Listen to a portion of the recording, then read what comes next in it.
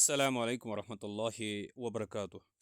ہمیں عربی semester first کا فورتھ پیپر پرچے چہرم ہے ترجمہ نگاری ٹرانسلیشن. یہ ہم دیکھ رہے تھے. ہم نے کہا تھا ایک زبان میں بیان کی ہوئی عبارت کو دوسری زبان میں منتقل کرنا یہ ترجمہ ہے. کسی مضمون کو ایک زبان سے دوسری زبان میں منتقل کرنا. اور ہم نے کہا تھا ترجمے میں دو چیزیں ہوتی ہیں. ترجمے کے دوران استعمال ہونے والی اصل زبان کو ماخذ زبان سورس لینگویج، اس کے متن کو ماخذ متن سورس ٹیکسٹ کہا جاتا ہے. جس زبان میں ترجمہ کرنا ہو اسے مطلوبہ زبان ٹارگٹ لینگویج، اور اس کے ترجمے کو مطلوبہ متن یعنی ٹارگٹ ٹیکسٹ کہا جاتا ہے. اور ہم نے یہ بھی کہا تھا ترجمے کے مقصد مختلف قوموں اور زبانوں کے بولنے والوں کے درمیان معلومات اور افکار کا تبادلہ کرنا ہوتا ہے. اسی طریقے سے ہم نے کہا تھا بہترین ترجمہ وہ ہے جس میں متن کے ساتھ ساتھ دوسری زبان کا اصل متبادل بھی پیش کیا گیا ہو. ترجمہ اصل متن کے لب و لہجے کی ترجمانی کر رہا ہو، اس میں متن کے مفہوم کے ساتھ اس کا ذائقہ بھی منتقل ہو جائے. اور اس کے بعد ہم نے یہ بھی کہا تھا عملی طور پر ترجمے کی تین مختلف زاویے سے تعریف کی جا سکتی ہے. نمبر ایک، ترجمہ اپنے مدون اصول و ضوابط کے ساتھ فن ہے. ترجمہ مترجم کے ذوق و فکر کی ترجمانی کرتا ہوا ادب ہے. ترجمہ موجودہ دور کے اعتبار سے ایک علمی پیشہ ہے. یہاں تک ہم نے بات کی تھی. آج ہم ترجمے کی مختصر تاریخ پیش کریں گے. چلے شروع کرتے ہیں. ترجمے کی تاریخ بھی اتنی ہی قدیم ہے جتنی انسانی علم کی تاریخ قدیم ہے. تاریخ کے ہر دور میں مختلف اسباب اور وجوہات کی بنا پر ترجمے کی ضرورت پڑتی رہی. یوں تو تاریخ کے ہر دور میں کسی نہ کسی علم و فن اور کوئی نہ کوئی تہذیب و تمدن کو عروج حاصل رہا ہے. اس دنیا میں کئی قومیں اور تہذیبیں وجود میں آئی اور ختم ہوئی. ان میں سے کچھ تو وہ ہے جن کے آثار اور دھندلے نقوش کھنڈرات اور کتبات کی شکل میں یا عجائب گھروں میں پائے جاتے ہیں. بعض وہ قومیں اور تہذیبیں ہیں جن کا تذکرہ صرف کتابوں میں ملتا ہے اور اس سے زیادہ کا سراغ ان کے بارے میں نہیں ملتا.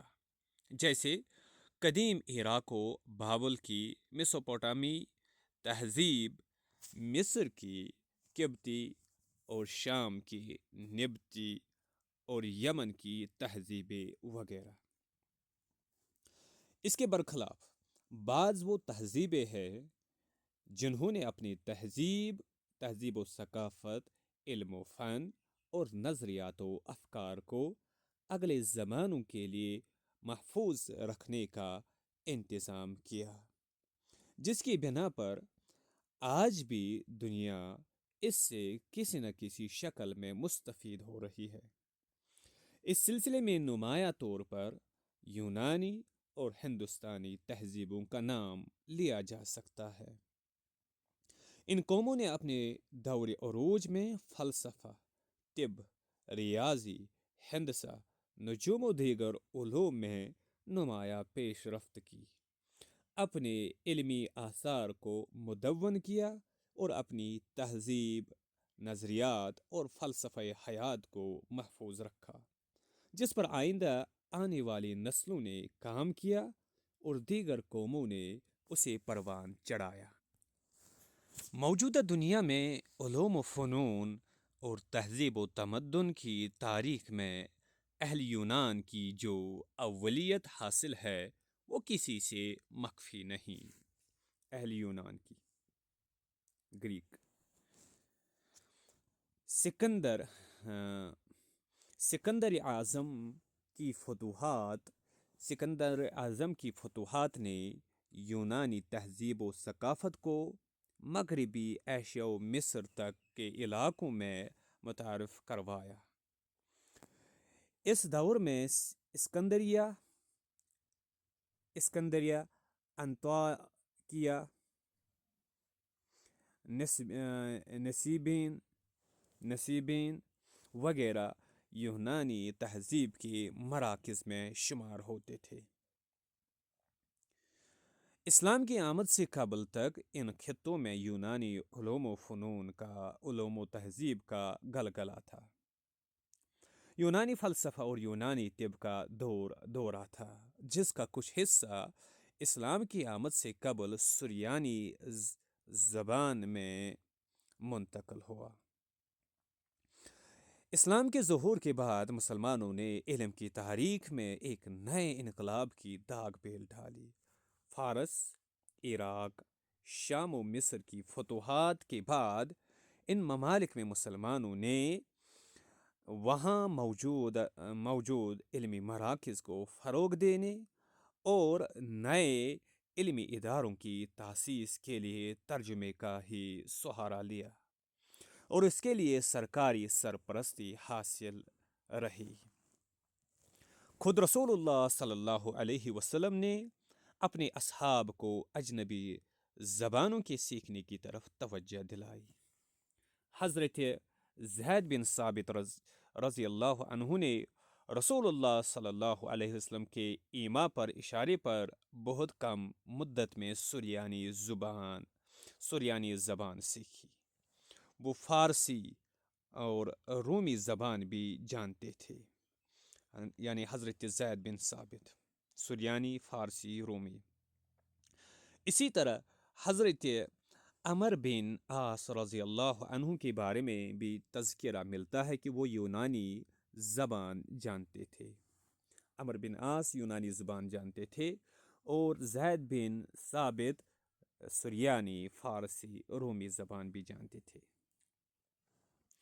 خلافت راشدہ کے دور میں بھی خلفاء اور گورنروں کی مراسلت اور عجمی ملکوں میں انتظامی نظم و نسق کے لیے ترجمہ ناگزیر تھا۔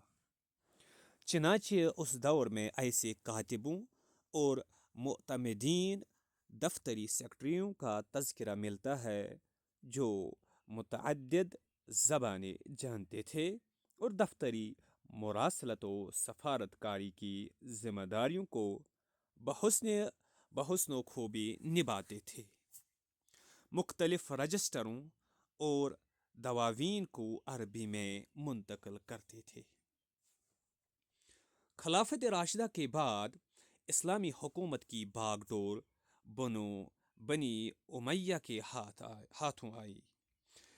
ان خلفاء نے بھی سلطنت کے توسع اور حکومتی انتظام و انصرام کے لیے ترجمے کا سہارا لیا۔ اس کے ساتھ ساتھ انہوں نے علمی میدانوں میں بھی ترجمے کی طرف توجہ کی۔ چنانچہ اموی دور خلافت میں خالد بن یزید بن معاویہ وفات 90 ہجری کا ابن ندیم وفات 384 ہجری نے اپنی کتاب الفہرست میں تذکرہ کیا ہے۔ اموی خلیفہ خالد بن یزید بن معاویہ یعنی یزید کے بیٹے خالد کا تذکرہ ملتا ہے ابن ندیم کی کتاب الفہرست میں۔ اس سلسلے میں خالد بن یزید بن معاویہ جس کا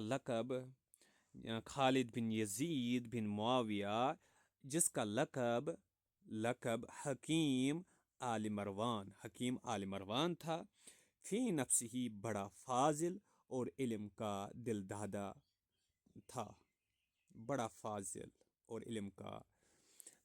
تھا۔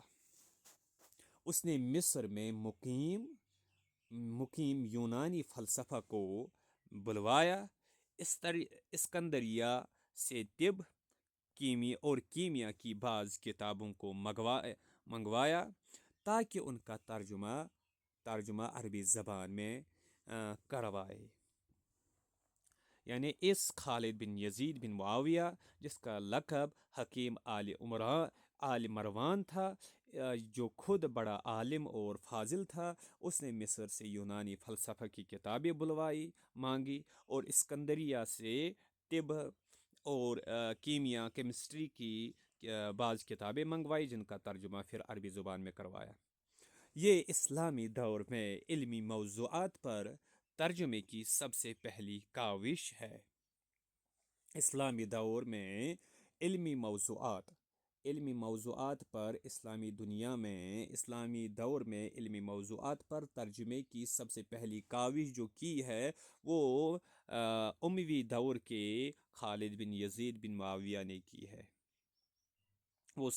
وہ پہلا خلیفہ تھا جس نے اس سطح پر ترجمے کی طرف توجہ کی.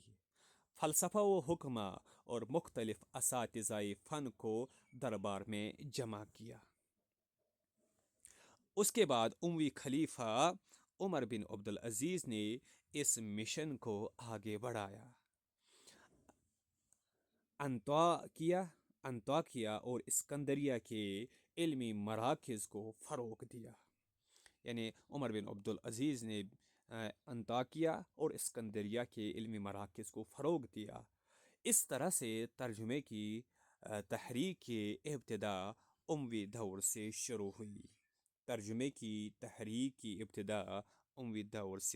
ہو گئی. احمد امین نے ضحل اسلام احمد امین کی کتاب ہے. اس میں احمد امین نے لکھا ہے کہ اگر خلافت بنو امیہ اتنی مدت تک رہتی جتنی کہ عباسی خلافت رہی ہے تو یقیناً اس سے کئی زیادہ علمی ترقی ہوتی جتنی کہ عباسی خلافت میں ہوئی. مزید ہے کہ دمشق کی خلافت چلے جانے کے بعد امویوں نے اندلس یعنی اسپین منتقل ہو کر وہاں تقریباً عباسی خلافت کے برابر مدت تک حکومت کی اور اندلس کو مسلمانوں کا علمی اور ثقافتی مرکز بنایا، جس سے یورپ نے اپنی علمی نشاط ثانیہ میں استفادہ کیا. لہذا یہ نہیں کہا جا سکتا کہ امویوں نے مسلمانوں کی علمی ترقی میں سرے سے کوئی کردار ادا نہیں کیا. امویوں کے بعد عباسی دور آیا اور بنو عباس خلافت اسلامیہ کے تخت پر متمکن ہوئے. انہوں نے اپنے پیشرو بنو امیہ کے دارالخلافہ دمشق کے بجائے بغداد کو اپنا پائے تخت بنایا. خلفائے بنو عباس نے علم و فن کی بھرپور سرپرستی کی. علماء کو دنیا کے کونے کونے سے اپنے درباروں میں جمع کیا، علمی مراکز کو قائم کیا اور انہیں فروغ دیا. یہی دور مسلمانوں کے علمی عروج کا دور ہے، جس میں مسلم حکماء، فلاسفہ، اطباء و دیگر اہل فن نے اپنے اپنے میدان میں کارہائے نمایاں انجام دیے اور رہتی دنیا تک کے لیے علمی دنیا میں اپنے انمٹ نقوش چھوڑے. ان میں حسب ذیل علم دوست خلفاء کے نام آب زر سے لکھے جانے کے قابل ہے. پہلا، ابو جعفر المنصور 136 سے 136 ہجری سے لے کر 158 ہجری تک ان کا دور حکومت تھا. اس نے مختلف زبانوں سے عربی زبان میں کتابوں کا ترجمہ کروایا. ابو جعفر منصور جن کی حکومت 136 ہجری سے لے کر 158 ہجری تک تھی، اس نے مختلف زبانوں سے عربی زبان میں کتابوں کا ترجمہ کروایا. مشہور مترجم حنین بن اسحاق نے اسی دور کے فن طب میں بقراط و جالینوس کی کتابوں، یعنی مشہور مترجم حنین بن اسحاق تھا ابو جعفر منصور کے دور کا، اور اس نے فن طب میں، میڈیکل کے فیلڈ میں بکرات اور جالینوس کی کتابوں کو عربی میں منتقل کیا، اور ابن المقفع نے پہلوی زبان سے قدیم ہندوستانی سنسکرت ادب کے شہکار پنچ تنترا کو عربی قالب میں کلیلہ و دمنہ کی شکل میں منتقل کیا، یا کلیلہ و دمنہ کی شکل میں ڈالا۔ پنچ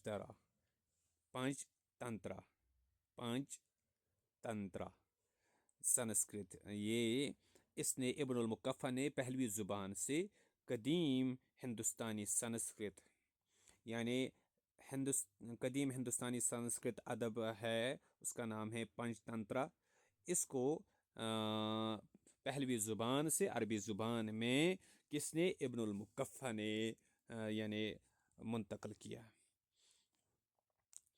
اسی طریقے سے دوسری ہجری کے وسط میں ہی مسلمانوں کے ہندوستانیوں سے علمی تعلقات قائم ہو چکے تھے، دوسری ہجری کے وسط میں ہی، یعنی ہندوستان اور مسلمانوں کی جو ریلیشن ہے وہ دوسری ہجری کے وسط میں ہی سے شروع ہو چکی تھی۔ سندھ سے ایک وفد خلیفہ منصور عباسی کے دربار میں گیا تھا۔ اس وفد میں ایک ایسے پنڈت بھی شامل تھے جو حیت اور ریاضیات کے ماہر تھے۔ یہ پنڈت اپنے ساتھ حیت کی مشہور کتاب سدھانت لے گئے تھے۔ خلیفہ کو جب اس کتاب کے مندرجات کا علم ہوا تو اس نے اپنے دربار کے ایک ریاضی دان ابراہیم فرازی کو حکم دیا۔ ابراہیم فرازی ایک ریاضی دان میتھمیٹیشین تھا۔ اس کو خلیفہ نے حکم دیا کہ وہ اس کتاب کا، جو کہ حیت کی مشہور کتاب سدھانت ہے، اس کتاب کا عربی میں ترجمہ کرے۔ جو پنڈت اپنے ساتھ یہ کتاب لے کر بغداد گیا تھا، اسے علم حیت میں غیر معمولی مہارت کی وجہ سے بہت عزت حاصل ہوئی۔ بغداد کے دو عالم اور ماہر حیت ابراہیم فرازی اور یعقوب بن طارق پنڈت کے شاگرد ہو گئے، یعنی یہ جو پنڈت تھا سندھ کا، اس کے شاگرد بنے ابراہیم فرازی اور یعقوب بن طارق۔ ان دونوں شاگردوں نے اپنے اپنے طریقے سے سدھانت کے بنیادی اصولوں کو عربی میں منتقل کیا۔ اس کے بعد آتا ہے خلیفہ ہارون رشید کا زمانہ۔ خلیفہ ہارون رشید نے حکومت کی ہے 170 ہجری سے لے کر 194 ہجری تک۔ مسلمانوں کی علمی و تہذیبی تاریخ ہارون رشید کے تذکرے کے بغیر مکمل نہیں ہو سکتی۔ اس نے نہ صرف اپنے دربار میں علماء و حکماء کو جمع کیا، بلکہ اس نے ان کی صلاحیتوں سے صحیح استفادہ کرنے اور انہیں ایک چھت کے تلے جمع کرنے کے لیے دارالخلافہ بغداد میں بیت الحکمت کی تاسیس کی۔ ہارون رشید، کس نے؟ خلیفہ ہارون رشید نے۔ کہاں پہ بیت الحکمت کی بنیاد ڈالی؟ بغداد میں، بغداد جو کہ دارالخلافہ کیپٹل تھا۔ یہی وہ ادارہ ہے جو مسلمانوں کے علمی عروج کی لازوال نشانی ہے۔ مختلف علوم و فنون کی کتنی ہی کتابیں بیت الحکمت کے ذریعے عربی میں منتقل ہوئی۔ کتنے ایسے ماہرین فن تھے جنہوں نے بیت الحکمت میں اپنی بہترین صلاحیتوں کو لگایا اور دنیائے علم کو وہ گرہ قدر تحفے دیے جو آج بھی اپنے موضوع پر نقش اول یا حرف آخر کی حیثیت رکھتے ہیں۔ خلیفہ ہارون رشید کے بعد آتا ہے خلیفہ مامون۔ خلیفہ مامون کی حکومت 198 سے لے کر 218 ہجری تک تھی۔ خلیفہ مامون نے اپنے پیشرو ہارون رشید کی علم پروری کی روایت کو نہ صرف برقرار رکھا بلکہ اسے پروان چڑھایا۔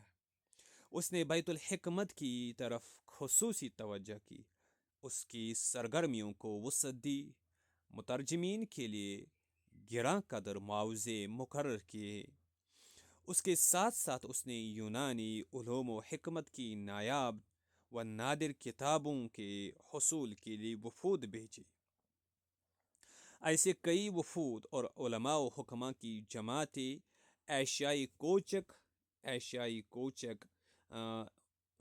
کوچک و قسطنطنیہ میں چکر لگاتی اور نوادرات علم و حکمت کو اکٹھا کر کے بغداد بھیجتی تھی۔ ان میں حجاج بن مطر اور ابن بطریق نمایاں نام ہے جنہوں نے ایسے وفود کی سربراہی کی۔ حجاج بن مطر اور ابن بطریق اور اس دور کے مشہور مترجمین میں عبداللہ بن مقفع مشہور مترجمین ٹرانسلیٹرز، عبداللہ بن مقفع، یوحنا بن ماسویہ، ثابت بن قرہ، حنین بن اسحاق بن حنین ہیں۔ یعنی مامون رشید کے زمانے کے مشہور مترجمین جو ہے ٹرانسلیٹرز، فیمس ٹرانسلیٹرز جو تھے، اس میں ایک نام ہے عبداللہ بن مقفع، یوحنا بن ماسویہ، ثابت بن قرہ، حنین بن اسحاق بن حنین ہے۔ ان میں حنین بن اسحاق کو زیادہ شہرت حاصل ہوئی کہ وہ زبانوں کا مترجم تھا، اس لیے حاصل ہوئی کہ وہ دونوں زبانوں کا مترجم تھا۔ یعنی کس کو؟ حنین بن اسحاق کو۔ پہلے اس نے جالینوس و دیگر فلاسفہ و حکماء کی کئی کتابوں کو یونانی سے سریانی زبان میں منتقل کیا تھا، پھر اس نے ان کو عربی میں بھی منتقل کیا۔ اس کے ترجمہ شدہ موضوعات میں منطق، فلسفہ، طبیعت، طب کا زیادہ حصہ ہے۔ اس عہد کے ترجمہ شدہ مواد میں یونانی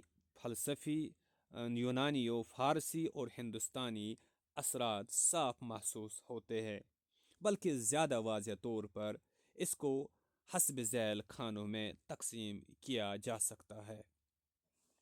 یعنی جو مامون رشید کے زمانے میں فیمس ٹرانسلیٹرز تھے، ان میں سے عبداللہ بن مقفع، یوحنا بن ماسویہ، ثابت بن قرہ، حنین بن اسحاق اور اسحاق بن حنین ہے۔ اور اس میں حنین بن اسحاق جو ہے اس کو زیادہ شہرت حاصل ہوئی کیونکہ وہ دونوں زبانوں کا مترجم تھا۔ اس نے پہلے جالینوس کی کتابوں اور پھر باقی فلاسفہ اور دیگر حکماء کی کتابوں کو یونانی سے سریانی پھر وہاں سے عربی میں منتقل کیا، اور ان کے جو موضوعات ہوتے تھے وہ منطق، فلسفہ، طبیعت، طب، یہ زیادہ تر۔ اور اس دور کے ترجمہ شدہ مواد میں یونانی اور فارسی اور ہندوستانی اثرات صاف نظر آتے ہیں، اور بلکہ زیادہ واضح طور پر اگر ہم کہیں تو اس زمانے تو زیادہ طور پر اس کو حسب ذیل خانوں میں ہم تقسیم، زیادہ واضح طور پر ہم اس کو حسب ذیل خانوں میں تقسیم کر سکتے ہیں، اور تقسیم اس کو کیا جا سکتا ہے۔ ایک تو فارسی اثرات،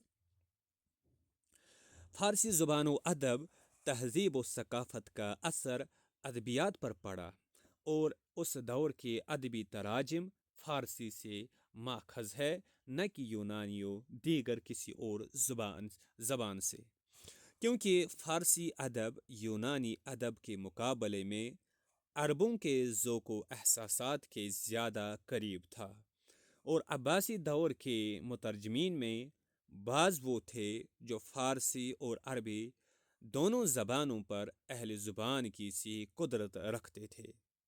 اس سلسلے میں عبداللہ بن مقفع کا نام سب سے زیادہ نمایاں ہے۔ عبداللہ بن مقفع کا نام، یعنی فارسی زبان میں جو خصوصیت تھی وہ تھی ادب کی خصوصیت۔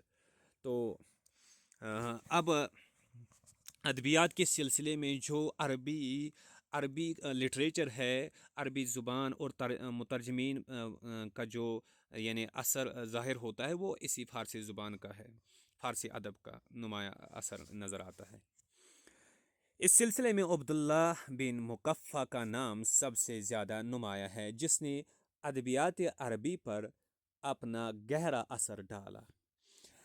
اور کلیلہ و دمنہ، اسی طریقے سے ادب کبیر، ادب صغیر جیسی لازوال کتابیں تصنیف کی، جن کو عربی ادب کی ارکان میں شمار کیا جاتا ہے۔ عربی ادب کے ارکان میں کن کتابوں کو شمار کیا جاتا ہے؟ وہ ہے کلیلہ و دمنہ، ادب کبیر، ادب صغیر، اور یہ کتابیں کس کی ہے؟ عبداللہ بن مقفع کی کتابیں۔ اس کے ساتھ ساتھ اس نے فارسی میں بھی کئی مورکۃ الآراء کتابیں اہل فارس کی تاریخ، ان کے طرز معاشرت و سماجی احوال اور درباری داستانوں کے بارے میں تصنیف کی۔ اسی طریقے سے یونانی اثرات، عربی ترجمہ نگاری میں ادب کے میدان میں فارسی کے بالمقابل یونانی اثرات بالکل محدود اور مختصر ہے۔ البتہ علوم عقلیہ میں اس کا تناسب سب سے زیادہ ہے۔ چنانچہ فلسفہ میں افلاطون و ارسطو، طب میں جالینوس و بقراط کے علمی آثار سب سے زیادہ عربی میں ترجمہ ہوئے۔ پھر اس پر مسلم حکماء و فلاسفہ حق و تنقید، حذف و اضافہ سے کام لیا، کیونکہ یونانی علوم و نظریات صرف مجرد علمی اصول و نظریات کا نام نہیں تھا، بلکہ اس میں طبیعیات کے ساتھ مابعد طبیعیات کا بھی ایک بڑا حصہ تھا، جو الہیات و عقائد سے تعلق رکھتا تھا اور ایسی بحثوں پر مشتمل تھا جو اسلام کے بنیادی عقائد سے متصادم تھی۔ اس لیے مسلم حکماء نے اس کو من و عن قبول کرنے کے بجائے اس پر نقد کیا اور اس حصے کو لیا جو اسلامی افکار و معتقدات سے متصادم نہ تھا۔ یعنی کہنے کا مطلب یہ ہے، عربی زبان میں تین زبانوں کا اثر دکھائی دیتا ہے، ایک تو فارسی اور دوسرا یونانی اور تیسرا ہندوستانی۔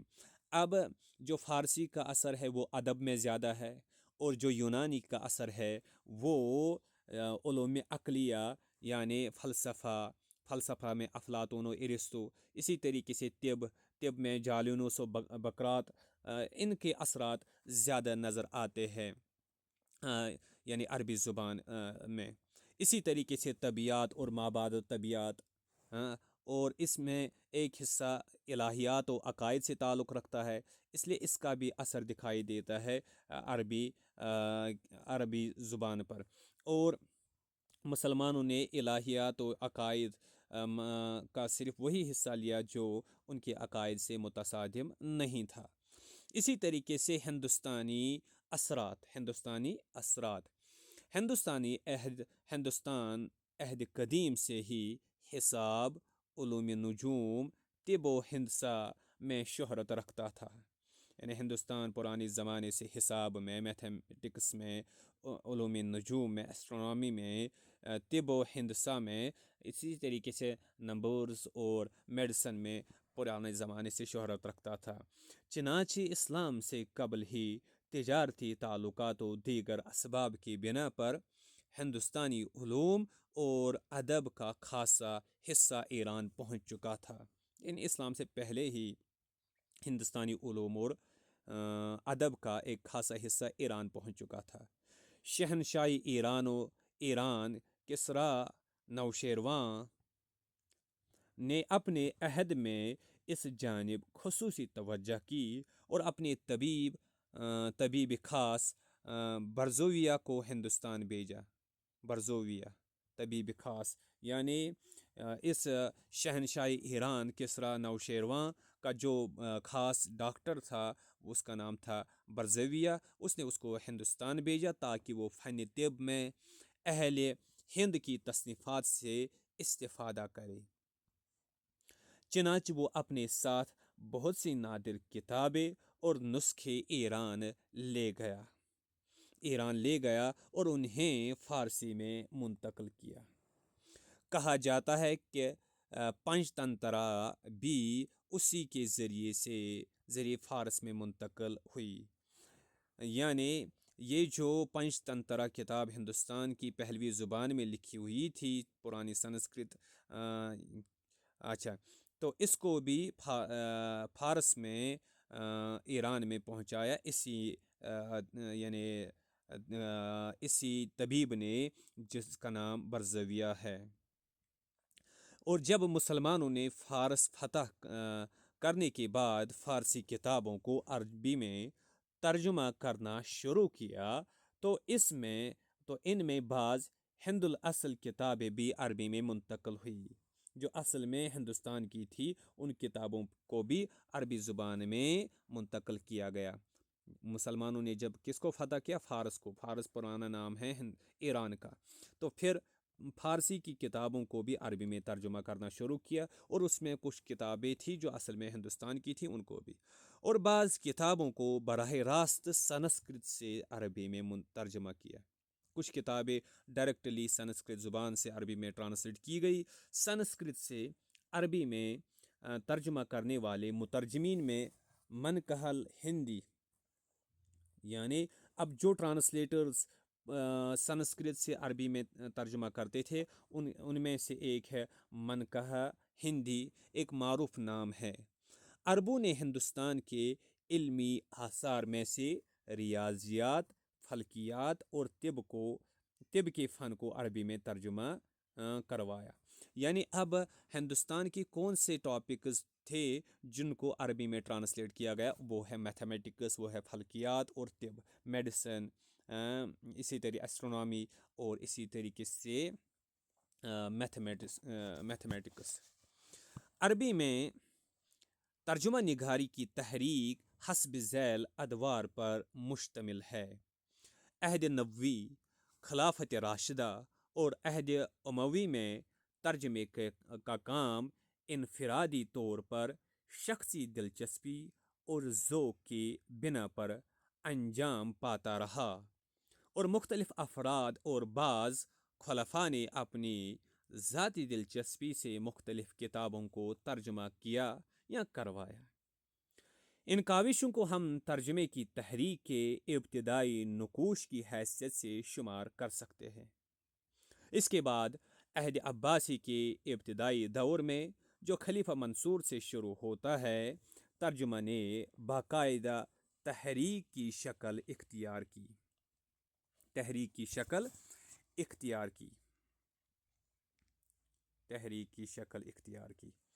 बाकायदा तहरीक की शक्ल इख्तियार की और मुतरजमीन ने सुरियानी, फ़ारसी और संस्कृत ज़बानों से फल्कियात, रियाजियात और तिब और अदब की बाज़ किताबों का तर्जुमा किया। यानी बाकायदा इस तहरीक की शुरुआत खलीफा मंसूर से हुई और मुतरजमीन ने किताबों का तर्जुमा सुरियानी ज़ुबान से, फ़ारसी ज़ुबान से, संस्कृत ज़ुबानों से फल्कियात, रियाजियात और तिब और अदब की बाज़ किताबों का तर्जुमा किया। उसी दौर में کلیلہ و دمنہ کا ترجمہ کیا گیا، جس کو عربی زبان کے نثری ادب میں وہ پذیرائی حاصل ہوئی جو کم کتابوں کو حاصل ہوتی ہے۔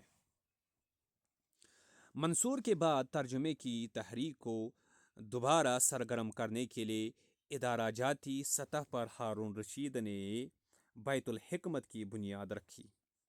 بیت الحکمت ہندوستانی علوم سے ریاضیات کی کتابوں کا ترجمہ کیا گیا۔ ریاضیات کے مترجمین میں ابراہیم بن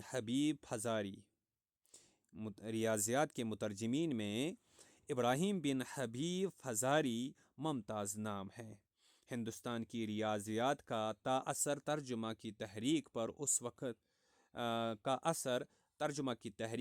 وقت قائم رہا جب تک خلیفہ مامون کے حکم پر بطلیموس کی کتابوں کا ترجمہ نہیں ہوا تھا۔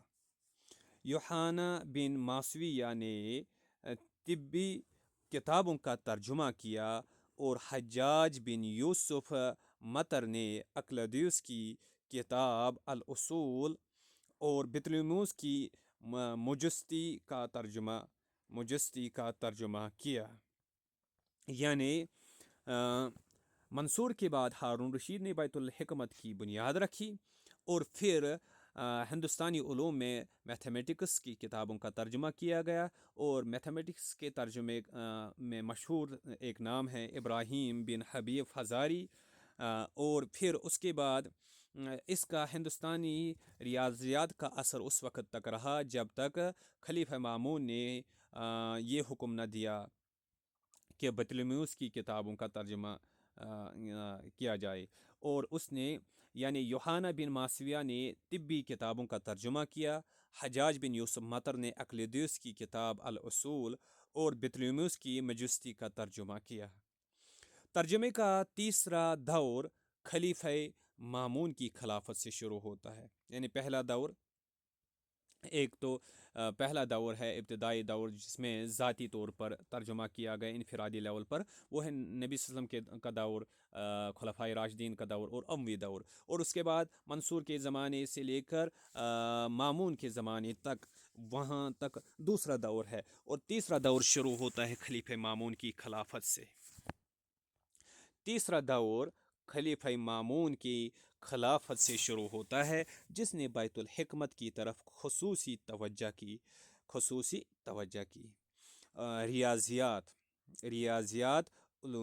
علم نجوم، فلکیات، ان موضوعات کے علاوہ اس نے فلسفہ، منطق اور مابعد طبیعت کی بہت سی کتابوں کے تراجم کروائے، اور بہت سی کتابوں کے تراجم منظر عام پر آئے، اور علوم یونان کا ایک بڑا حصہ عربی میں منتقل ہوا۔ یعنی اس سے پہلے ہندوستانی علوم، جس میں میتھمیٹکس، ایسٹرونامی اور اسی طریقے سے طب وغیرہ کا ترجمہ کیا جاتا تھا اس سے پہلے زیادہ تر، اس کے بعد خلیفہ مامون کے زمانے سے علوم یونان، جس میں فلسفہ، منطق وغیرہ، اس کا ترجمہ کیا گیا عربی میں۔ بیت الحکمت اس دور میں صرف ترجمہ گاہ نہیں بلکہ وہ عالم اسلام کا سب سے بڑا علمی مرکز بن چکا تھا، جہاں کے کتب خانوں میں پوری دنیا بھر سے ہر علم و فن کی ہر زبان میں دستیاب نایاب و نادر کتابیں جمع کی جاتی، نامور علماء و حکماء کو مامور کیا جاتا، علوم و فنون کی اشاعت کی جاتی۔ مامون نے اپنے دور میں یونانی فلسفہ کے ساتھ ساتھ فلکیات کی طرف خصوصی توجہ کی، اور اس موضوع پر کتابوں کے ترجمے کے ساتھ ساتھ اس نے دمشق میں ایک بہت بڑی رصد گاہ بنائی، آبزرویٹری، جو اسی کے نام سے منسوب ہو کر رصد گاہ مامونی کہلائی۔ ڈمسکس میں اس نے یہ رصد گاہ بنوائی تھی۔ مذکورہ بالا تمام ادوار میں مسلم خلفاء کی علم پروری کے ساتھ ان مترجمین کا اہم کردار رہا ہے جنہوں نے متقدمین کے علوم و معارف کو منتقل کرنے اور اس پر حق و نقد کا کام کرنے کے لیے اپنی زندگیاں وقف کر دی۔ یہاں یہ بات قابل ذکر ہے کہ ان مترجمین میں ایک بڑی تعداد عیسائی، یہودی، ہندو اور دیگر مذاہب کے ماننے والوں کی بھی ہوا کرتی تھی، جن کا مسلم خلفاء کشادہ دلی اور کھندہ پیشانی کے ساتھ استقبال کرتے اور نہایت بے تعصبی کے ساتھ علم و فن کے فروغ میں ان کی صلاحیتوں سے استفادہ کرتے تھے۔ ان کی قدردانی کرتے ہوئے ان کی کاوشوں پر گراں قدر انعامات سے نوازتے تھے۔ ابن ندیم نے الفہرست میں خلفاء کی علم پروری کے کئی واقعات اور ایسے کئی مترجمین کے نام ذکر کیے ہیں جن کی ترجمہ شدہ کتابوں پر ہم وزن سونا انعام دیا جاتا تھا۔